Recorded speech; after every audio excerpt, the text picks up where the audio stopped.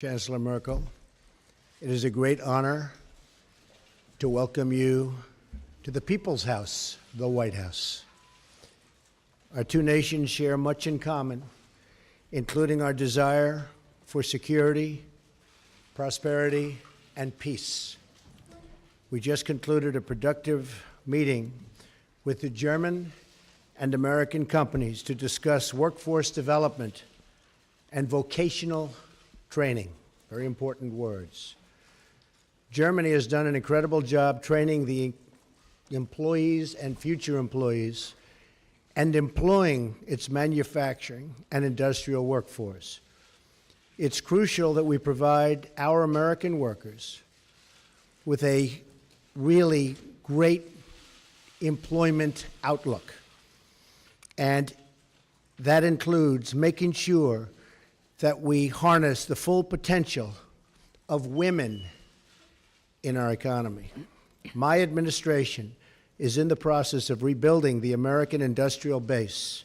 A stronger America is in the interest, believe me, of the world as a whole. I reiterated to Chancellor Merkel my strong support for NATO, as well as the need for our NATO allies to pay their fair share for the cost of defense.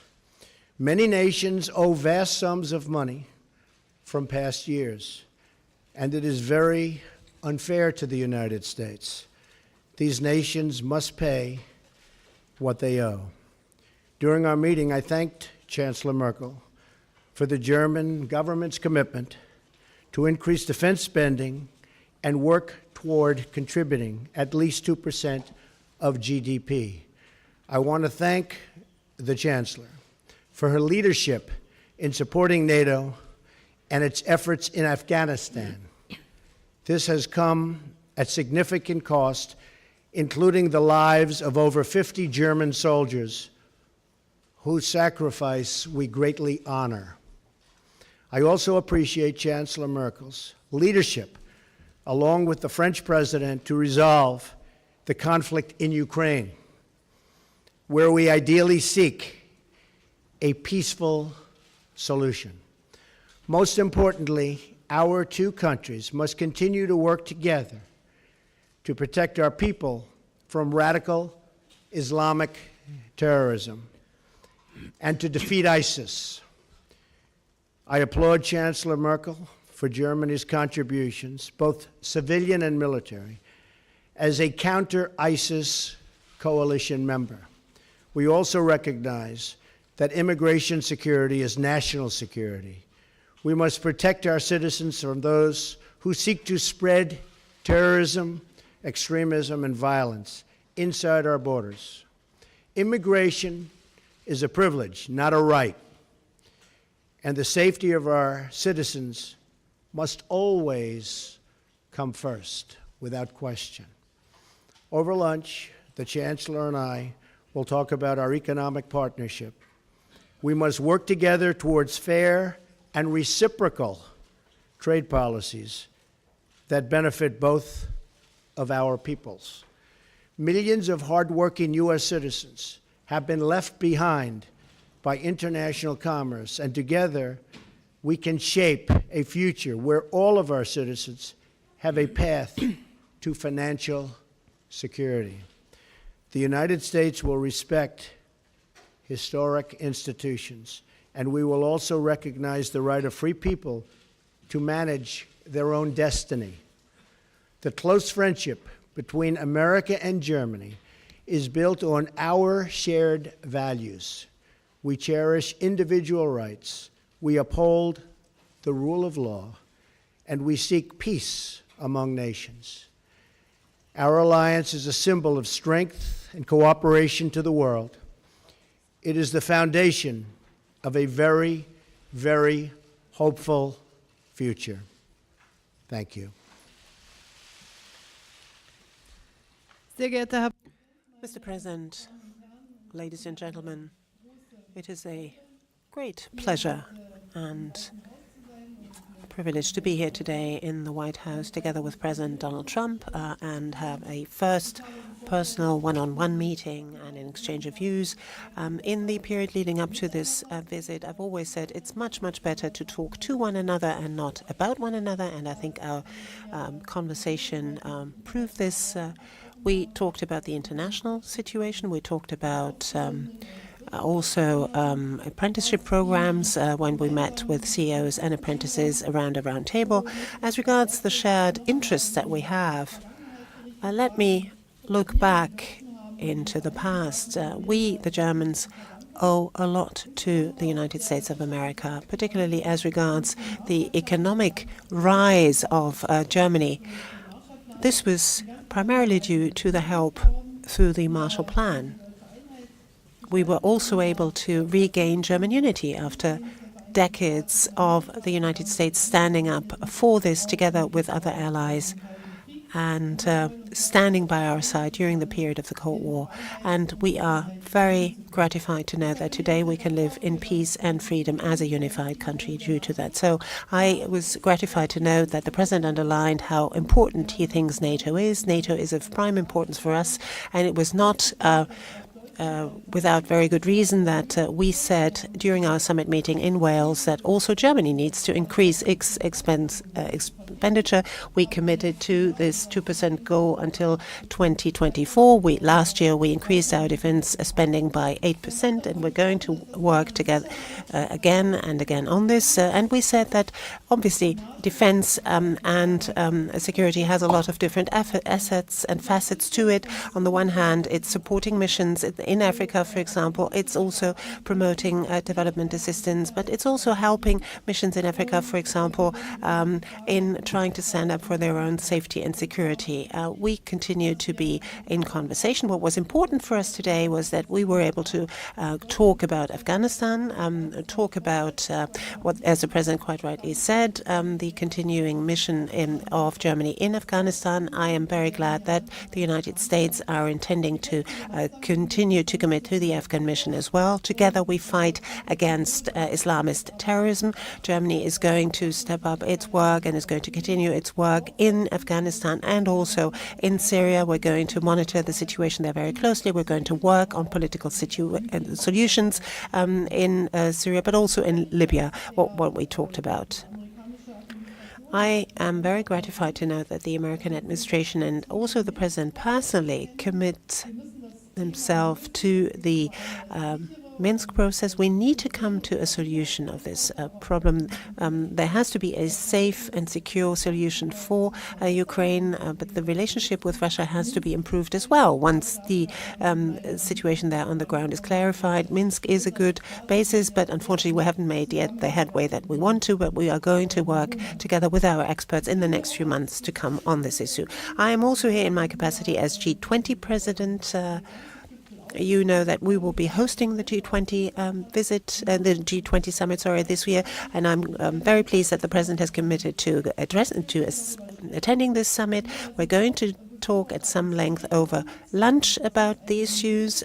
We say trade has to be rendered fairer. There has to be a win-win situation. We can talk about the details of that. We've already seen today when we had an exchange with our CEOs and also with our apprentices what sort of potential we can tap, what sort of potential our two economies have. It's very moving to see, particularly meeting with these young people, what sort of work towards the future is being done by our companies there. So particularly in this period where we are transiting from traditional manufacturing to Industry 4.0, capacity building, skills are so important, incidentally, not only for young people, but also for those who maybe have lost their jobs and need to be re-skilled in order to find a job again. And that is an issue I know is very important for you here in the United States, but it's also important for us in Germany. So I can say there are a number of issues where we will continue to cooperate very closely on the level of our experts, but also on our level. We had a very good first exchange of views, so I'm very much looking forward to the talks we will have over lunch. Thank you. Thank you very much. We'll do a couple of questions. Mark Halpern. President, thank you. A lot of Americans now have anxiety, like 8 years ago, as the government here debates what to do about health care. So I'm wondering if you can tell people what your bottom lines are, what's non-negotiable. You talked in the past about saying no one should be denied health insurance if they can't afford it. You talked about no. The gentleman needs to use a microphone. Are those your part of your bottom line? Would you veto any piece of legislation that violated those? Madam Chancellor, I'd like to ask you. President Trump's got a different style than the most recent past U.S. presidents. I'm wondering what you think of that style. If you think it's good for the world, or if you've got any reservations. Thank you both. Thank you, Mark. We just have a really wonderful group of people meeting later. We met with 12 pretty much no's in Congress. You saw that a little while ago, and they went from all no's to all yeses. And we have a lot of yeses coming in. It's all coming together. We're going to have great health care. It's going to be passed, I believe, I think substantially and pretty quickly. It's coming together beautifully. You have the conservative groups, you have other groups, everybody wants certain things. In the end, we're going to have a great health care plan. Now, I have to tell you that Obamacare is a disaster. It's failing. I was in Tennessee. We had a tremendous crowd the other night, and they have half of the state is uncovered. The insurance companies have left, and the other half has one insurance company, and that'll probably be bailing out pretty soon also. They have nobody. You have many states where they have one, and you have a lot of places now where they'll have none. Obamacare will fail. It will fold. It will close up very, very soon if something isn't done. I've often said politically the best thing I can do is absolutely nothing. Wait 1 year, and then even the Democrats will come say, please, please, you got to help us. But it's not the right thing to do for the people. We have a great plan. We have a plan that's getting more and more popular with the Republican base, with the conservative base, and with people generally. The press has covered it very inaccurately. People are truly covered well, and I think it's going to be something that's going to be a model to be looked upon. I'll tell you after we're finished.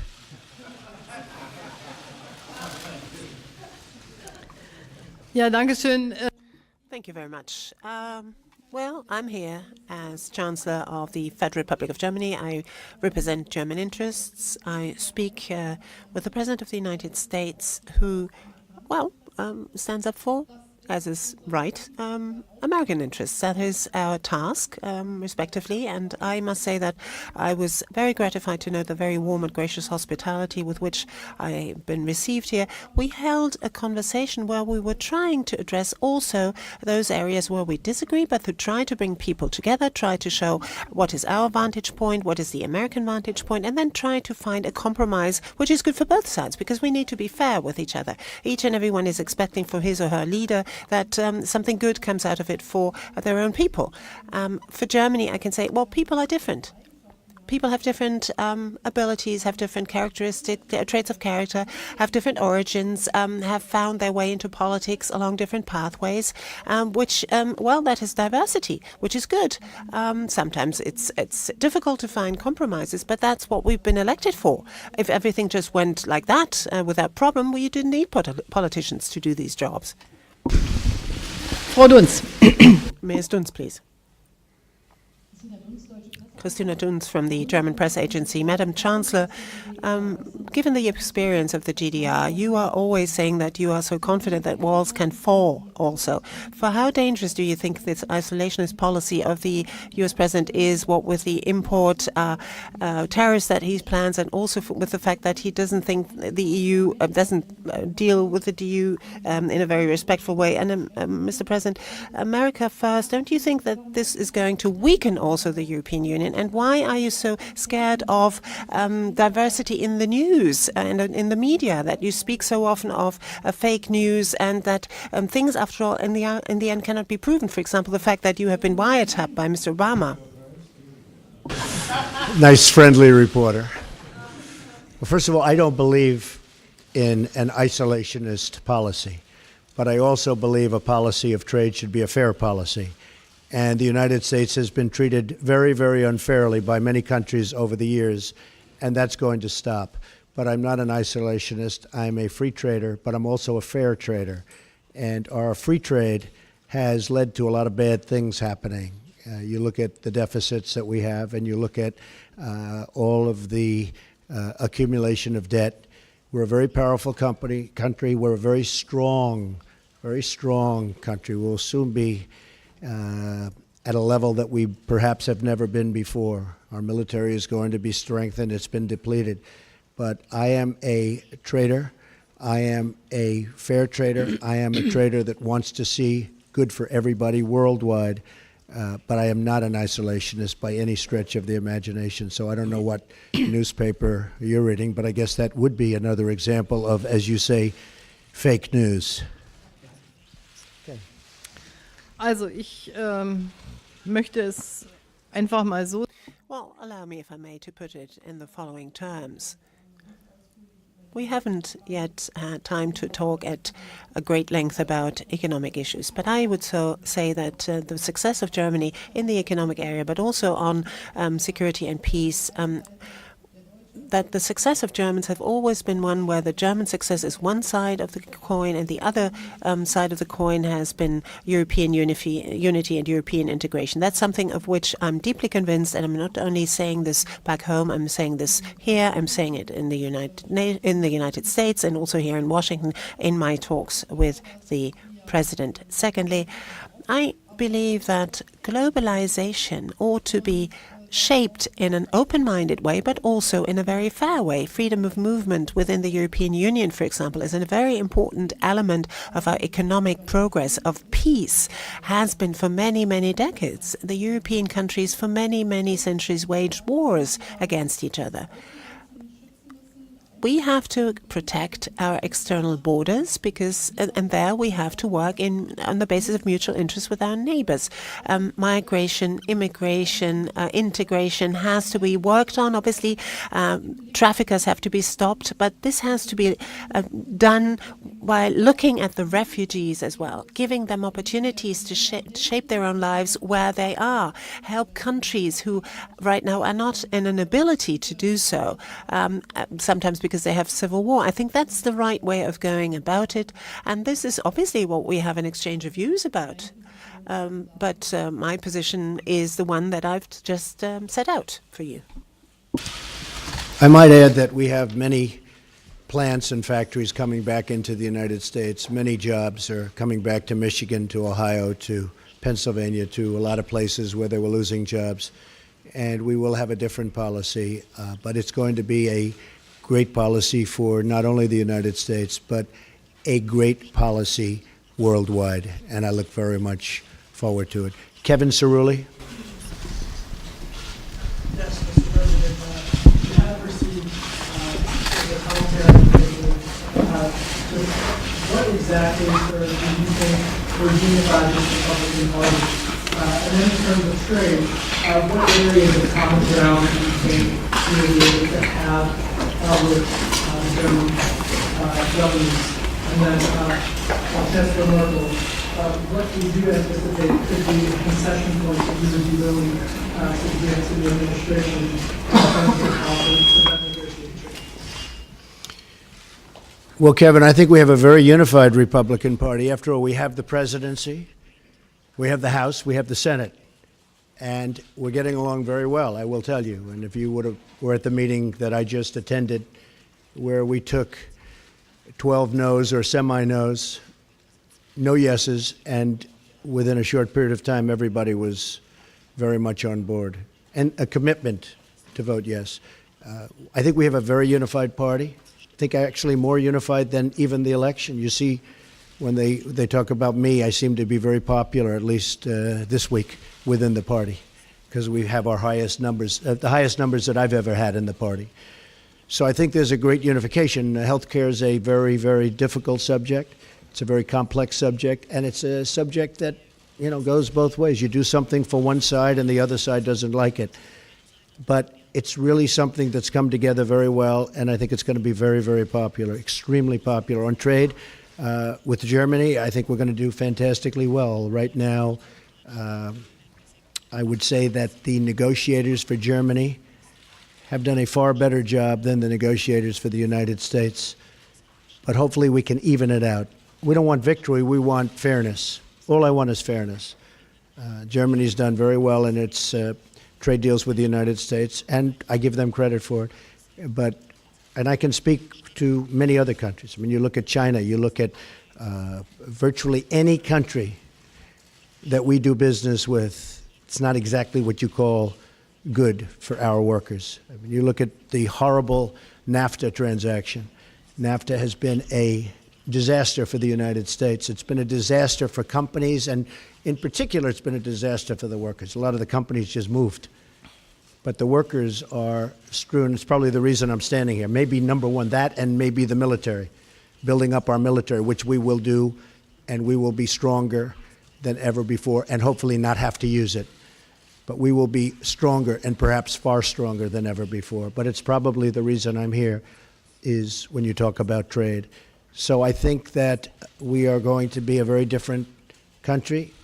I think we're going to have great values, but in terms of our military, it's going to be much stronger, and our trade deals are going to be good, solid deals, not deals that lead to closing plants and tremendous unemployment. Okay? Thank you. Yes, ma'am. Wenn wir über When we speak about trade agreements, then the European Union is negotiating those agreements for all of the member states of the European Union. But obviously there's also input by the member states. They bring to the table what's important to them. We have underlined as German industry, German business community, and have made the experience that any kind of agreement that we have concluded, for example, at the very latest with South Korea, brought us more jobs, actually. People were very much concerned about losing jobs, for example, the automotive industry. But in the end, it turned out, particularly as regards South Korea, in the end, it turned out that both sides benefited. And I think it's only fair. That's the purpose of concluding agreements, that both sides win. And that is the sort of spirit, I think, in which we ought to be guided in negotiating any agreement between the United States of America and the EU. I hope that we can resume the agreement that we started. We have just now concluded an agreement with Canada, and I hope that we will come back to the table and talk about the agreement between EU and the US again. Mr. Graf, please. Thank you, Ansgar Graf from Die Welt. Madam Chancellor, a question addressed to you. Today, we're talking about trade. The President in the past always said that he doesn't like multilateral trade agreements but prefers bilateral trade agreements.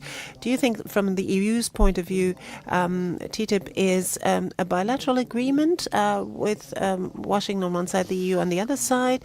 Now, is the problem maybe that America, the President of the United States, and the Europeans have a basically different understanding of what the EU is all about? That's my question addressed to you. And, Mr. President, my question addressed to you, if I may.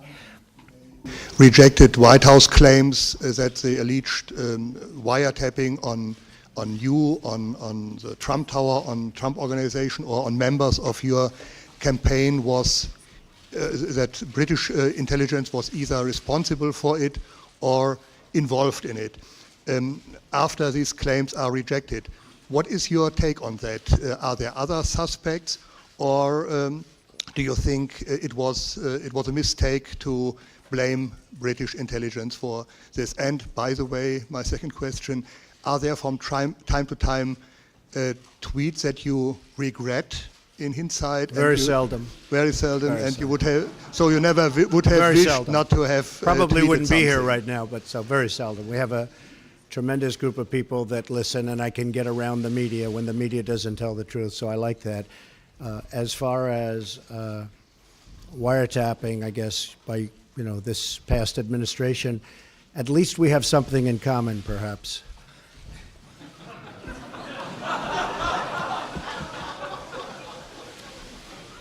And just to finish your question, we said nothing.